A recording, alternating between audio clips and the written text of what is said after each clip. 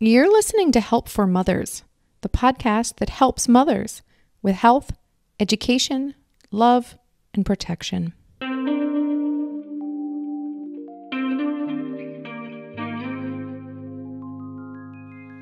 Hi, Kesha. Hi, Augustine. We're doing this. It's so exciting. So after lots of trial and error and lots of technical difficulties and across, I think, 16 time zones, here we are. And we sound like we're sitting next to each other. It's so exciting. We do. Yeah.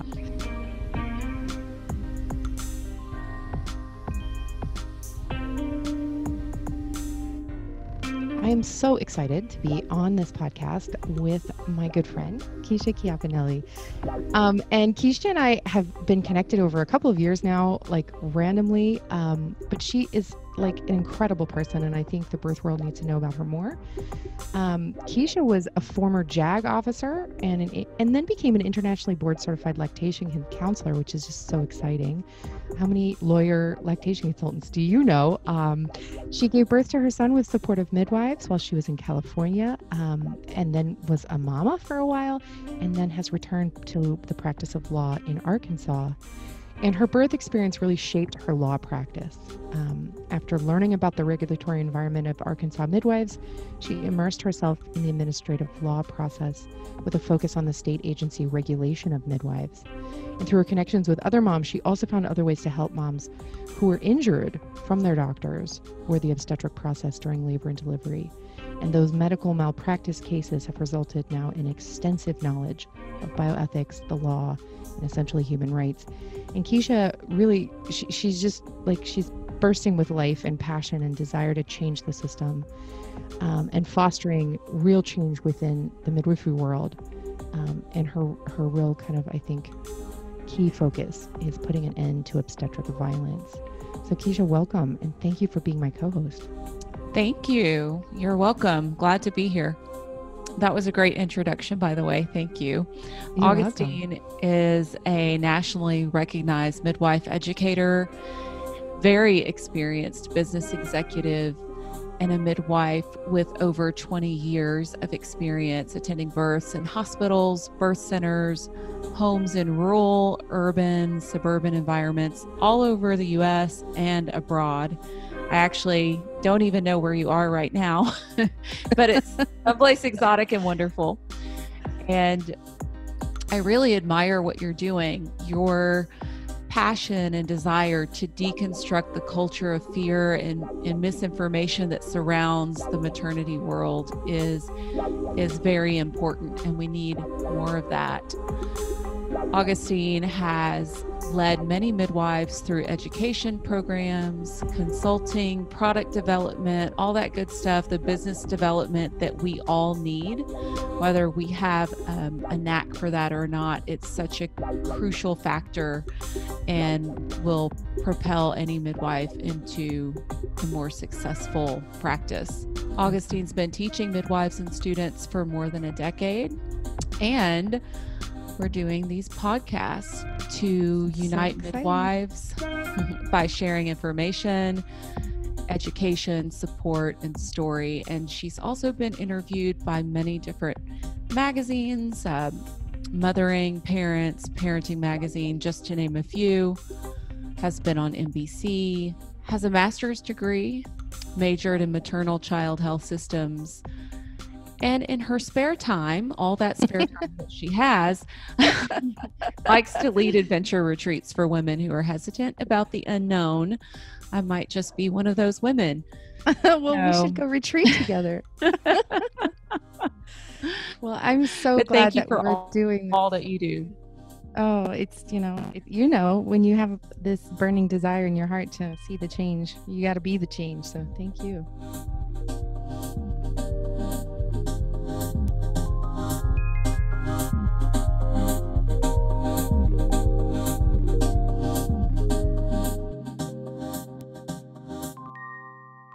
Well, I am so happy to be doing this, our first episode together, first of many, hopefully, where we get to really explore, first of all, the challenges, and then hopefully the solutions. Kesha and I have this desire to really map and chart out some pathways of solution for the women of the United States who are suffering so terribly in the maternal child health crisis that is happening right now. So I feel like it'd be a great place to start, which is kind of with the problems. Most everyone listening understands that healthcare costs in the United States continue to rise, but consistent long-term proven results on key maternal health outcomes like cesarean rate, preterm birth, low birth weight, infant mortality, and maternal mortality are not the norm. We don't see increase in better outcomes as a result of our increased costs. The cesarean rate in the United States experienced a nearly 60% increase from 1996 to 2009, and it's currently at 32%. Many have called this an epidemic because just about a third of all women in the U.S. give birth by major abdominal surgery. And birth by C-section, although life-saving in certain circumstances, when overused, possesses and poses significant risks to both the mother and baby. Surgical birth has been notably influencing future childbearing success, and there's a lot of consensus around health advocacy organizations that this epidemic is really bad for American women and babies. Both the National Institutes for Health and the American College of Obstetrics and Gynecologists agree that unnecessary cesareans have ill effects in terms of both health and costs, and cesareans are associated with an increased risk of hemorrhage, infection, blood clots, and death. It's definitely safer to have a normal birth. Cesareans also cost employers and taxpayers on average $10,000 more than a vaginal birth in the U.S. And compared with other industrialized countries, the United States ranks second to last in infant survival. In Scandinavian countries, about 3 per 100,000 women die during or around childbearing, which is thought to be the irreducible minimum by the World Health Organization. But here in the United States, the CDC released data in 2004 showing the rate at 13.1 maternal deaths per 100,000 live births. And this data now has risen to the rate of 17.2 per 100,000 live births in 2015, and it is still rising. And though the nation's overall maternal mortality rate is shockingly high, the highest it's been in decades, some state rates are far worse. Georgia, Louisiana, and Indiana all have rates over 40 deaths per 100,000 live births from 2011 to 2015. And that rate puts them on par with Malaysia and Turkmenistan. And this caused Amnesty International to claim that there's a human rights violation for women giving birth in the United States currently. And indeed, cesarean section has even become the most commonly performed operating procedure in the United States. This rate is causing organizations like the Gates Foundation to convene a think tank in New York just last December, it was called Averting an Impending Cesarean Section Disaster in Low and Middle Income Countries. Because, of course, the United States has exported its version of obstetrics around the globe. One of the attendees, Hannah Dahlen, a midwife in Australia, said that we have a mind-blowing impending disaster if we do not act. There is a potential of 1 to 2.6 million maternal deaths due to cesarean between 2020 and 2050. The American College of Obstetrics and Gynecologists reported in 2017 that half of the U.S. counties lack a single OB/GYN. These areas are home to more than 10 million women, and many of them may need an OB/GYN for primary care. Overall, rural women are less likely to receive any preventative health care or screenings, and fewer than half of rural women live within a 30-minute drive to a hospital with perinatal services. Over 10% have to drive 100 miles or more to access obstetrical care. Many communities at risk for adverse outcomes in the U.S. are the very communities that lack these obstetrical services because of the nationwide physician shortage. Health disparities are greater for poor and rural residents, and they are the historically most underserved.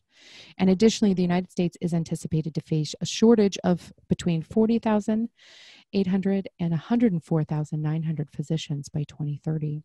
According to a report commissioned and published by the American Association of Medical Colleges in 2017, if barriers to utilization were removed and all Americans accessed healthcare at the same level as insured non-Hispanic white patients, the United States would need an additional 96,800 doctors by 2015 alone. So at the same time, access to maternity care has decreased in the United States. Poor maternal outcomes have increased in the country where hospital-based maternity care is overwhelmingly common, particularly for marginalized populations. And between 2006 and 2015, the rate of severe maternal morbidity increased 45%. Over time, deaths among women of all races and ethnicities declined, but as in 2015 specifically, in-hospital maternal mortality was 3 times higher for Black women than for white women. And women who are on Medicaid or uninsured also had higher rates of severe maternal morbidity and mortality on delivery. So this is a snapshot of all of the issues that exist, and maybe not even all, just a glimpse of some of them. And so I feel really inspired as a maternal child health investigator and researcher to really put a lens on these challenges and look closely at what's causing them and try to chart out some solutions. And so it was just natural that I would get together with Kesha and ask Kesha to join the conversation and contribute her vast knowledge and experience, and also invite her solution-oriented brain to help kind of tackle some of this. So Kesha, what made you say yes? Why did you want to join this conversation and search for these solutions? Well, overall, I've just seen through my practice and my personal life how these problems really impact women. It's more than just reading the statistics, hearing it. I feel like we hear these numbers, we see these statistics, and yet there's no change. There's no action. So the more we talk about this, I believe we can stir people to action, because we're going to actually have to change the many systems that are at play. And it has to be a discussion that continues, and, you know, the squeaky wheel gets the grease kind of thing. We have to talk about it, but we have to combine that with action. And for me, this is one outlet to do that. Yeah, we need to squeak a lot louder so that we get that oil, right? So here's to squeaking. Yeah. Well, I know that like over the years, one of your real focuses has been defending women who are victims of obstetric violence. Can you tell me a little bit about like how that started and how people found you and like what you did about that? What does that look like from a lawyer perspective? Sure. Well, I came back to Arkansas after having been away about 10 years, and I've lived all over. I recently found out I've had 17 addresses. I think that's actually gone up to 19 now. Awesome. And I'm hoping I don't have another one. So, but I came back after having had my son, after getting certified as an international board certified lactation consultant. I was going to La Leche League meetings. I was reconnecting with old friends, mom of a young son. People knew I was an attorney. And because I was, you know, a woman, an attorney, had that background, I think I was just approachable.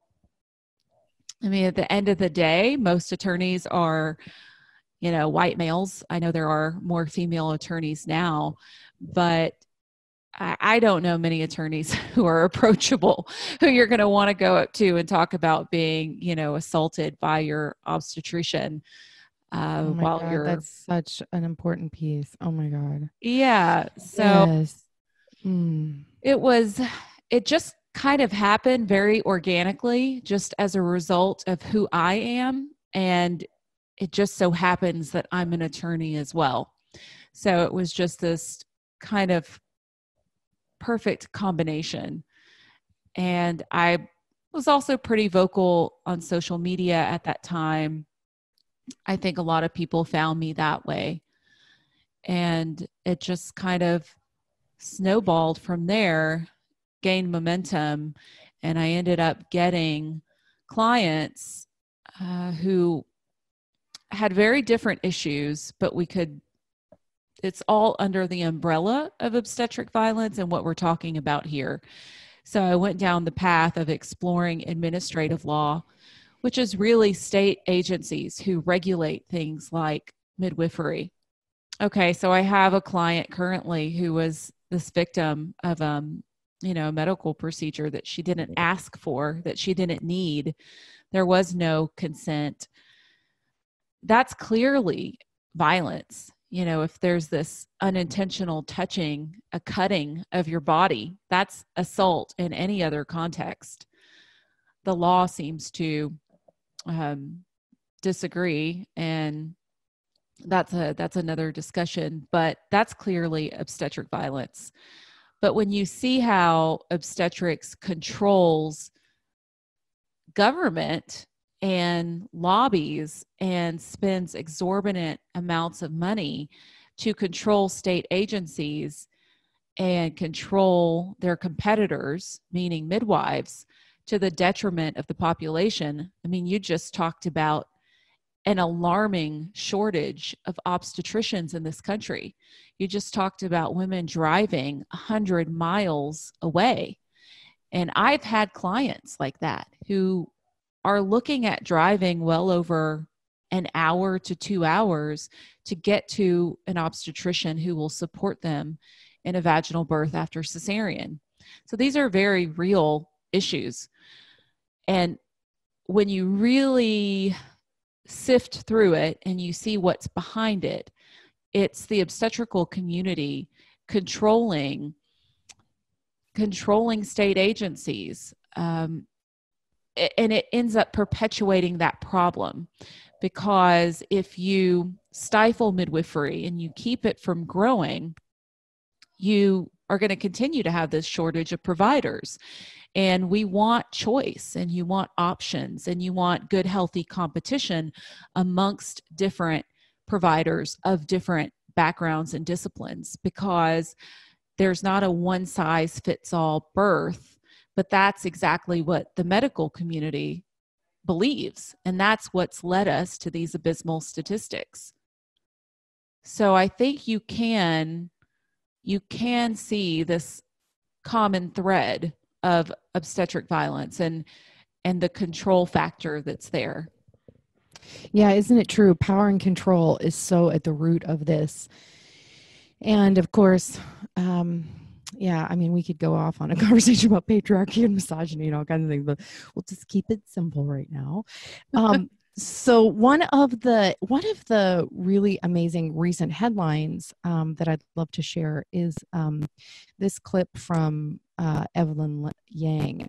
Evelyn Yang is the wife of the recent presidential candidate, Andrew Yang, and she decided to go public based on her experience of meeting people on the campaign trail about her own, not only obstetric violence, but obstetric assault. Here's a clip from the exclusive CNN interview from January 17th, 2020. I was dressed and ready to go, and then at the last minute, he kind of made up an excuse. He said something about, I think you might need a C-section. And he proceeded to grab me over to him and undress me and examine me internally, ungloved.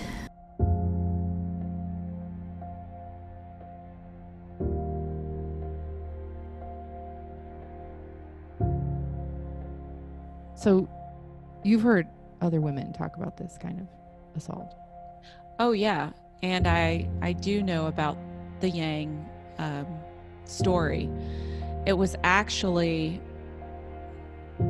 it's sad to say, but it was not a surprise to me. I didn't read this with any sort of shock. That's how deep I am into this.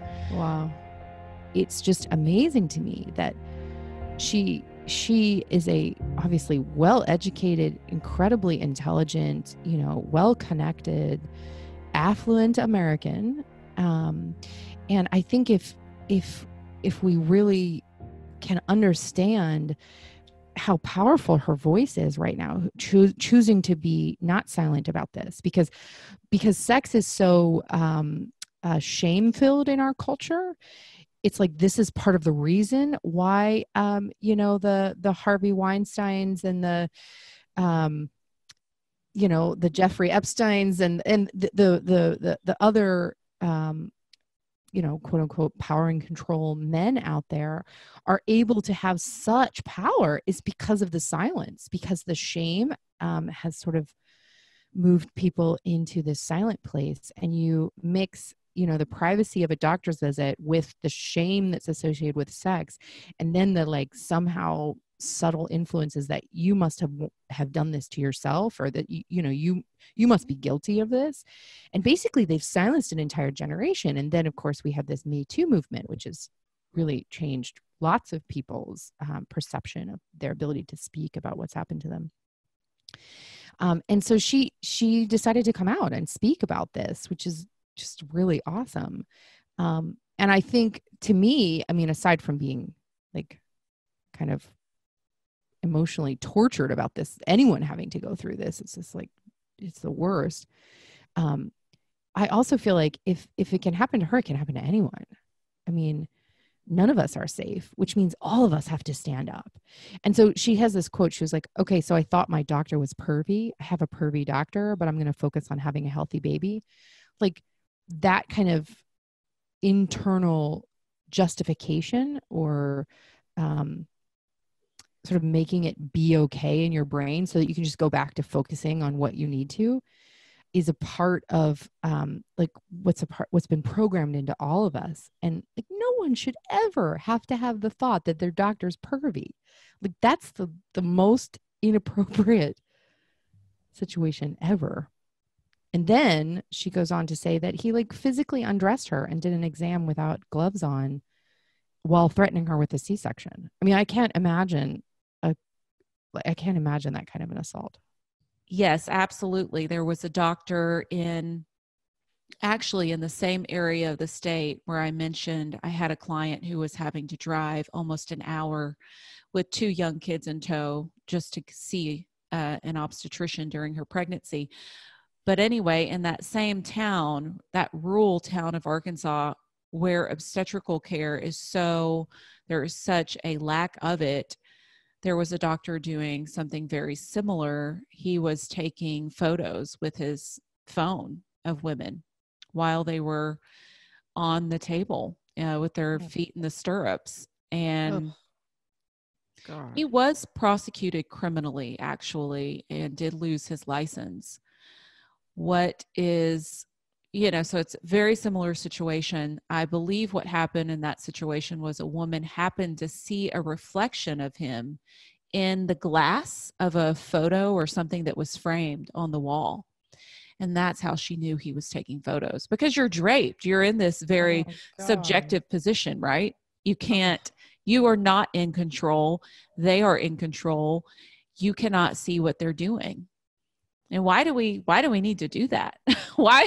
Think about the concept here, because we're talking about shame as it relates to genitalia, as it relates to sex. And I was just watching a show about this actually this morning. And so many women I can't remember the statistics, but there's a lot of women out there who have never looked between their legs, right? We don't even know.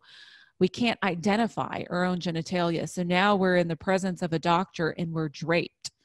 What message does that send? You're being very qualified.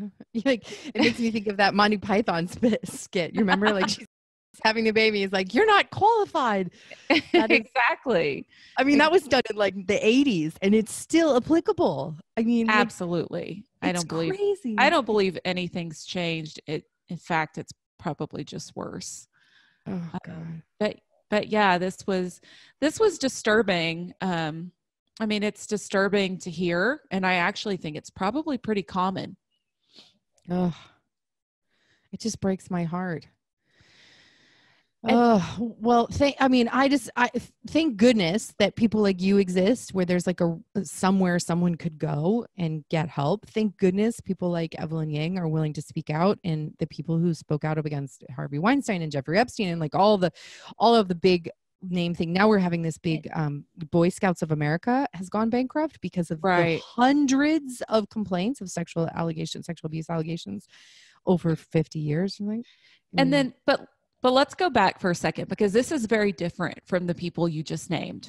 And I'll tell you why. And this is what I did not realize until I was practicing in this very specific area. Those people are not doctors. Okay. Doctors are at a very clear advantage as far as, and what I mean by that and what I've learned is that an assault, this is how I tell people, an assault on the exam table, at least in Arkansas, is an exception to the general rule that assault is actionable, that you can go out and pursue a civil cause of action, as we would say, sue someone civilly for assaulting you. That doesn't happen here. So in Arkansas, by statute, and this is going to be an upcoming research project, but I'm going to bet good money that this is very much the same everywhere else in the United States. But here, if the assault happened while the physician was rendering medical treatment, you have to pursue a medical negligence case, which a lot of people call a med mal or medical malpractice case. That's all the same thing. I tend to say med mal, but you may hear me say medical negligence. That is a huge barrier to justice, because a medical negligence case for the attorney who is working for the plaintiff, the person who's been wronged or harmed or assaulted, working for the Evelyn Yangs of the world, we can't take that kind of case, because what are the damages? And now you're talking about trying to pursue the physician and insurance. It's a huge barrier unless they're just too protected, right? That's the idea. There's too many barriers and that protects the abuser. They're very, very protected. Absolutely. And I don't know why, if doctors are these saints that we paint them as, and they are pillars of the community and people to look up to and people to trust, why do we give them any extra protection? It seems to me it should be the other way around. They should be held to a higher standard.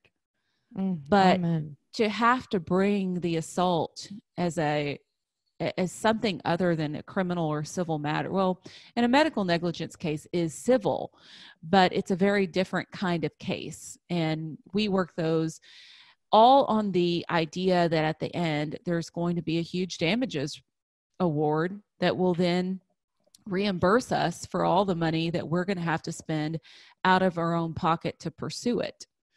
Because the theory is that the person coming to you doesn't have the resources to support that campaign. Absolutely not. Yeah. I mean, I'm working a medical negligence case now.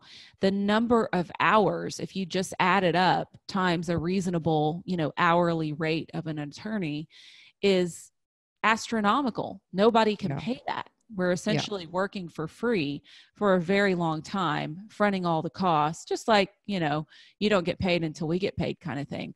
But unfortunately, a lot of times we don't get paid.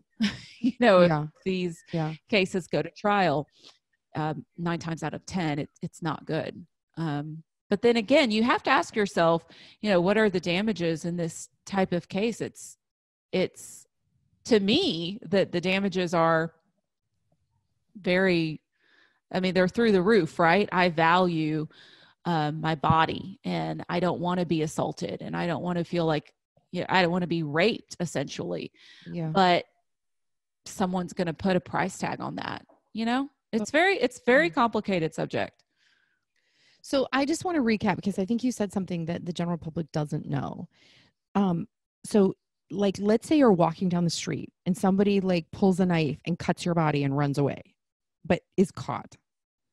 All you have to do is find any lawyer anywhere and say, I was assaulted, file a police report, and then you can pursue civil Well, case, yeah? I think what would happen, and I don't do a lot of criminal. I did criminal in the Air Force, which is very different. But generally it's, and this might be a good topic to discuss, the state, your prosecutor or your city attorney would pursue that case For you, right? for you, but it's not Because really it's for you. It's not really for you. It's actually a public. crime against the state. That's why So if this you is were the clarity I victim, wanted. Yeah, right. Okay, so keep going. I want to hear that. if you were the victim in that situation and charges were brought against the person who assaulted you, you don't get to tell the prosecuting attorney that, yeah, that's a good sentence, that's a good plea, that's a good deal you can make with them, or I want to do this at trial. Okay, we're going to trial. I want to call this person. You don't get to call the shots, because, and they'll probably listen to you and, look for your input, but the state is the victim, literally. Wow. And I don't agree with that either. Wow. So would you then have some sort of civil recourse? I hate to bring up O.J. Simpson, but that's the big thing everybody can think of, right? There was the criminal trial that we all watched on TV. And then afterwards, you had the victims' families pursuing a civil case, right? There was footage of that, but it's less, publicized. People didn't watch it quite as much. And then they got a judgment against him for the damages. So that's kind of the breakdown, right? You've got the criminal aspect, which is really the state's the victim. And then you have civil. So then overlay that over an obstetrical situation. So instead of walking down the street, you walk into your doctor's office or you walk into the hospital and your doctor meets you. And then without your consent or even against your consent, your body is injured or you're cut in some way that's not a medical piece.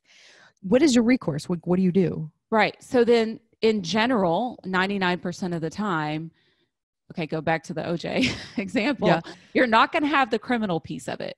Unless it's just extremely egregious, gets a lot of attention and notoriety. Dr. Nasser, the Olympic gymnast doctor, comes to mind. Okay. Right. And then the civil part of it in Arkansas says that civil part, you have to bring as a medical negligence case. So in a medical negligence case, a few things that happen. For example, a couple years back, the legislature here in their infinite wisdom created a statute that said when you filed your complaint for medical negligence, you had to at the same time file a report from a medical expert basically saying that your case had merit. That's a barrier to bringing a complaint. We already, under the rules that guide bringing complaints and filing lawsuits, I am swearing that what's in it is true. We are called a fact pleading state, which means I can only file a complaint based on facts that I know. If I have a hunch that you did something else, maybe committed fraud or something, I can't put that in there unless I have a fact to back it up. So there's no need to make a victim who, if they can get someone to take this medical negligence case, let's say it's Evelyn Yang, now then has to go out and pay a couple grand to a medical expert to draft a little piece of paper that says your case I believe you, essentially. And turn that in. You, right. That is a barrier. That is a barrier. And that puts the doctor in a better position than you. There is no even playing field. Now, through case law, that's like guilt. That's like not even guilty before, like that's not even innocent before proven. Like that's already believing that the victim is wrong. Right. And we actually don't, because I don't want someone to hear this and think that that's the current state of things here. There's actually case law that says that requirement is without merit, and we don't have to follow that anymore. But it took someone challenging that through a lawsuit that had to be appealed and work its way up to the Supreme Court of Arkansas to get that. Okay, so that's what I say when I talk about barriers to justice. That is an example. It's really astounding. The like you said, not a level playing field. Like it's actually so imbalanced. It's like you're on different floors, different Oh, yes. Yeah. It's And then crazy. let's take it a step farther. Let's just say Evelyn Yang was able to get an attorney to take this case. It's a medical negligence case. We get past all this, we need a report from a doctor and we've got our lawsuit. Now, and this just happened to me this week, you depose the doctor, right? And a deposition, we've all seen them. There's great YouTube depositions of celebrities. I love to watch them. But deposition is testimony, right? You're just not in court, but you're sworn in. It's testimony. It can be used later. You can be questioned again. So we go in and we ask the doctor questions. Well, how do I say it? I want to give you the Reader's Digest version. Essentially, a doctor cannot be made. You can't force them to give expert testimony. And what that looks like is this.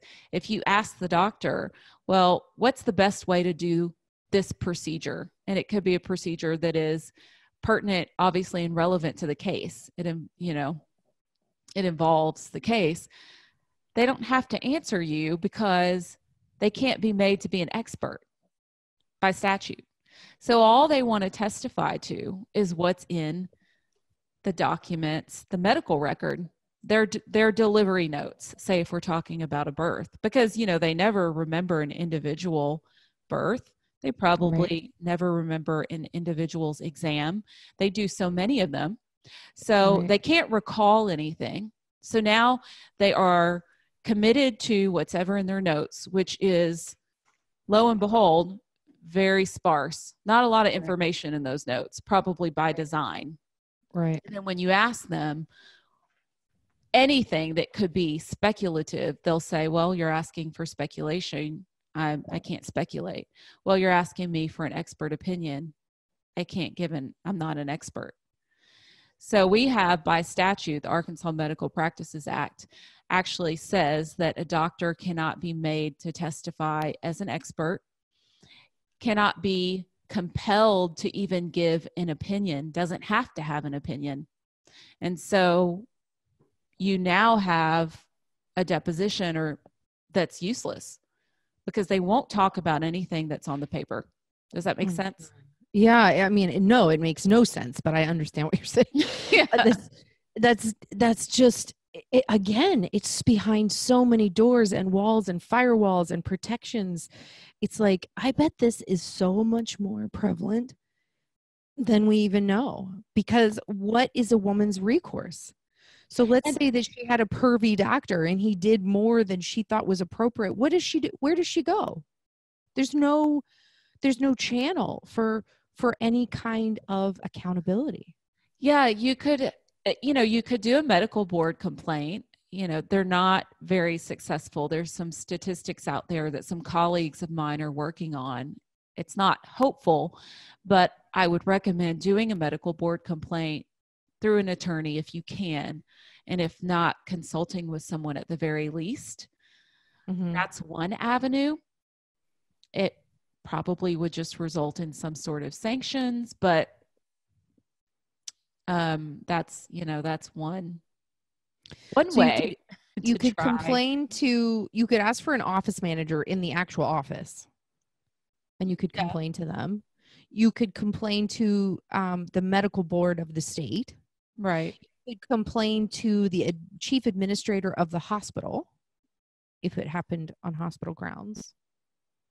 And I have heard of some people being successful with that, in that some of their costs were compensated.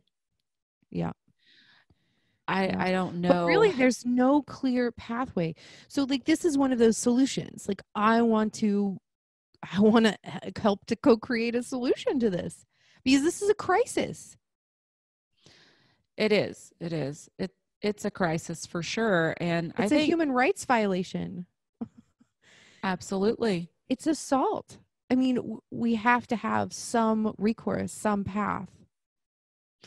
And, even with outside of the context of, OBGYNs and labor and delivery, which is, I think, what we tend to migrate to, even dentists or other types of providers, the vast majority of people being assaulted, I would assume, are women. And I feel like a law like the one I described, where now you can't question the perpetrator about basically anything, it very much is negatively impacting more women than I think anyone else. You know what I mean? They're just disproportionately affected for sure. Yeah. There's a really fantastic book out right now by the esteemed Hannah Dolan, who is a professor of midwifery at Western Sydney University in Australia. And her book is called Birthing Outside the System, The Canary in the Coal Mine.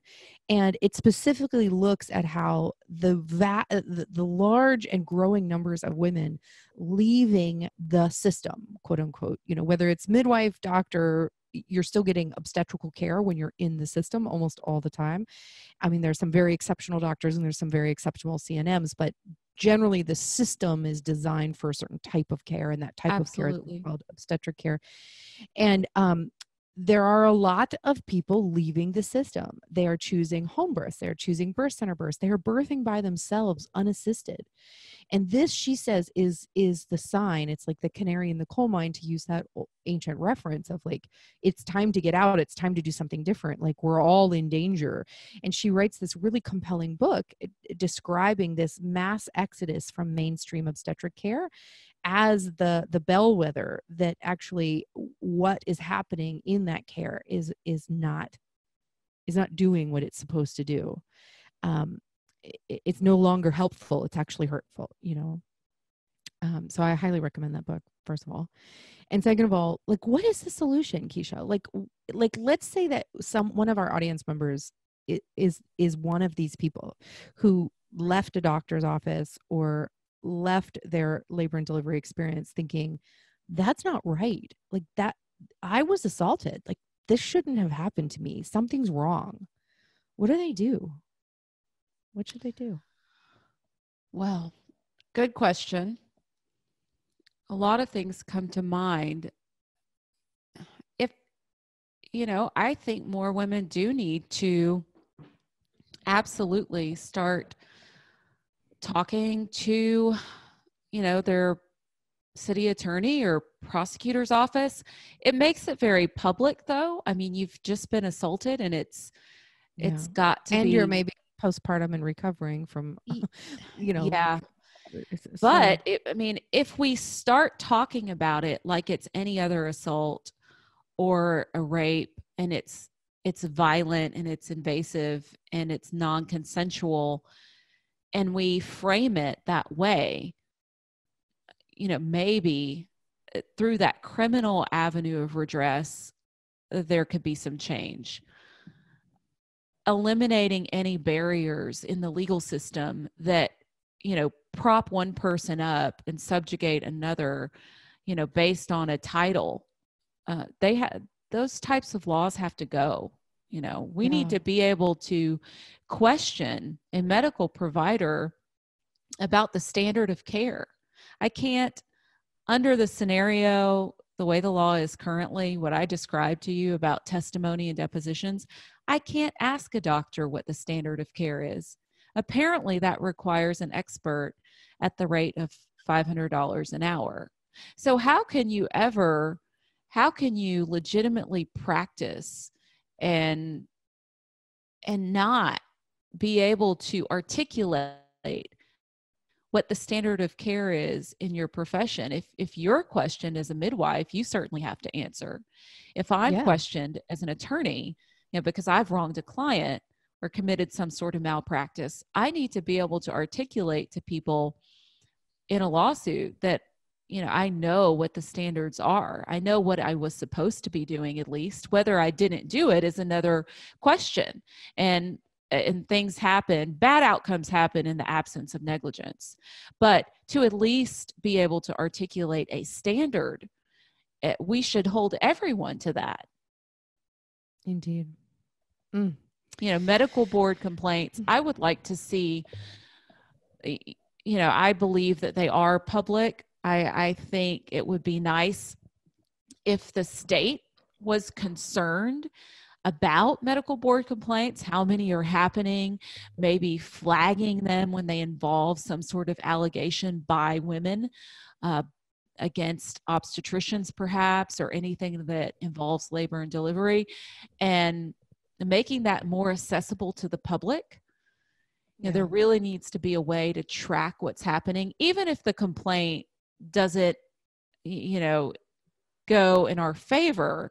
Just the fact that it's been brought, I think, is important to know. Just a little bit more transparency.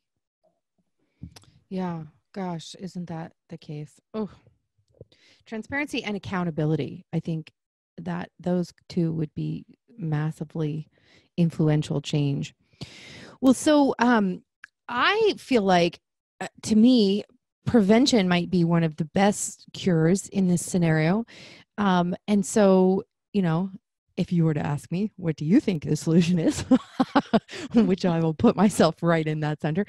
You know, if you are thinking of having a baby, or you're currently pregnant and investigating, you know, what is the best path for me? You know, I think this is where really we can make the biggest difference, is helping folks who are currently just at the very beginning of this pathway make a choice that opts them out of the potential danger of the system. So if you are healthy and you're not on a medication and you haven't been diagnosed with a disease, you are almost every time low risk. And if you're low risk, then it would be very appropriate for you to see the expert in low risk, which is your community midwife. And there are many different types of midwives in the United States, and there's different types of licensing and certifications around the country. And that's a topic for another podcast, because it's also confusing. But interviewing options in your community and choosing a provider that offers several, I think, real differences in care that creates basically the environment where obstetric violence is not possible, because you aren't a number and the provider isn't firewalled and separated behind you. So one of those real hallmarks in the change of the care is what we call continuity of care.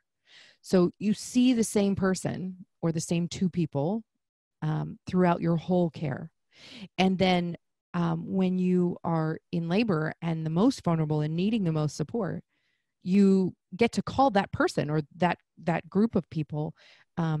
Hopefully it's not too many, because then it stops being continuity, it starts being rotational care, but you get to actually talk to that provider, and that's who meets you at the hospital, or that's who meets you at the birth center, or that's who meets you at your home, is this person that you already know and you've already developed a relationship with. That is one major hallmark of care. And I think if we had more continuity of care was the standard in the US, that alone kind of builds in this natural accountability, because, you know, someone that's literally a number, or even worse, like a draped vagina, isn't even a part of a person. There's a lot more potential for abuse in that scenario than somebody that you have to actually build a relationship with and remember their name and remember their partner's name and remember their history and their worries and their hopes and their dreams and their fears, and like humanize the process. And I think continuity of care is one of the most simple and effective ways to do that. I would agree. And I want to ask you a question, because that is so huge for me. And I wonder when, and maybe you know the answer, when did this shift occur in the United States where doctors stopped delivering their own babies and you got the on-call? Because what I'm seeing is that, like, my mother's generation, they don't even realize that this is how it works anymore. Yeah. It was about the 50s to the 70s, depends on what part of the country. But we had this super specialization that happened around the 70s, where we used to have the majority of doctors were actually family practice doctors, and you went to them for everything. Your cut, your injury, your cold, your baby's delivery, your grandpa's age, like your family practice doctor was historically in medicine who's been the go-to. And then specialization happened. And actually, I think it started in Johns Hopkins University and sort of grew and grew until we have not only specialties, but now subspecialties in medicine that that really sort of piece apart not only the person's experience, but even the body parts, so that only a specialist can look at this part of your body and only another specialist can look at that part of your body, which just really destroys holistic focus, a holistic care. Like, it no longer exists. And I think like one of the best examples of that is really failing families is actually the split between obstetrics and pediatrics. Historically, and which is still true for community-based midwives, is that the midwife takes care of the mom and the baby. But in obstetrics, mainstream obstetrical or medical world, there's a care provider for the mom and there's a care provider for the baby. And they're so separate that there's even separate departments and separate rooms to take care of these babies. Now, because of public outcry, there's been a push to get babies to room in, quote unquote, and be with their moms, which is like, duh. But still the specialties exist. And so, like, you can ask your obstetrician, like, what do you think about this? They're like, I don't know. You have to ask your pediatrician. You can go to your pediatrician, like, what do you think? I don't know. You have to ask your obstetrician. Like, they're so separate, they won't answer each other's questions. And so this has become a real crisis. I know, it's really funny. This has become a real crisis around breastfeeding because, like, the breasts are attached to the mom. The baby's mouth is attached to the baby. Whose job is it to help breastfeeding? Both specialties will be like, ask the other one. It's like the blind leading the blind. I know, it's hilarious. So luckily, some really brilliant nurses and other passionate people created a whole new specialty called the International Board Certified Lactation Consultant, of which you are certified, to try to meet this need, which is that right after a baby's born, the obstetrician is saying, oh, that's not my specialty. And the pediatrician is saying, oh, your boobs aren't my job. And so luckily there's an IBCLC profession now, which is staffed in most hospitals, and they do home visits now, and they're, this sort of thing to help bridge this gap. But it's still a third provider who has another specialty. And I think that super specialization started in the 70s and has just grown and grown and grown. There's a pushback now in some other countries, like Canada has done this pushback now and is trying to grow the family practice medicine specialty, specifically family practice docs who do obstetrics, with this idea that actually for normal, healthy, low-risk people, it is much safer for them to have continuity of care and to be delivered and taken care of, supported by providers who don't have a high-tech, high medicine, high intervention specialist brain. Very interesting. I know. And of course there's lots more we could explore. So let's kind of pull our solutions together for this podcast, this episode. Number one, to avoid obstetric violence in the first place, if you're healthy, normal, low risk, find someone who offers continuity of care, regardless of the location. Seeing the same person over and over changes the relationship. And then I would add, find someone who sees you for more than 5 minutes, because relationships don't get developed in 5 minutes. So yeah, don't be afraid to interview. If they won't sit down and interview with you, that's a red flag. I think that person is obviously not qualified to be your provider if they're not willing to have a face-to-face, fully clothed meeting. Like if they require your first meeting to be you undressed and sitting on a paper sheet and them fully clothed, like that kind of imbalance exists in the first meeting, that's not going to be a good relationship throughout. I mean, I don't know, but yeah, I said enough. That's a problem. That's a problem. Sounds like, yeah, if you want, this is good advice for many areas of life. I know, right? Like if you have to be like less than and naked, like that person might not be your best friend. So that would be number one. And then if you think obstetric violence already happened to you, Kesha is giving the recommendation to, we say it again, look at it as any other violent assault and go to law enforcement, go to the prosecutor, go to the city attorney, go to anyone you can go to and report it, just like any other assault, because it should not be an exception. Thank you. Brilliant.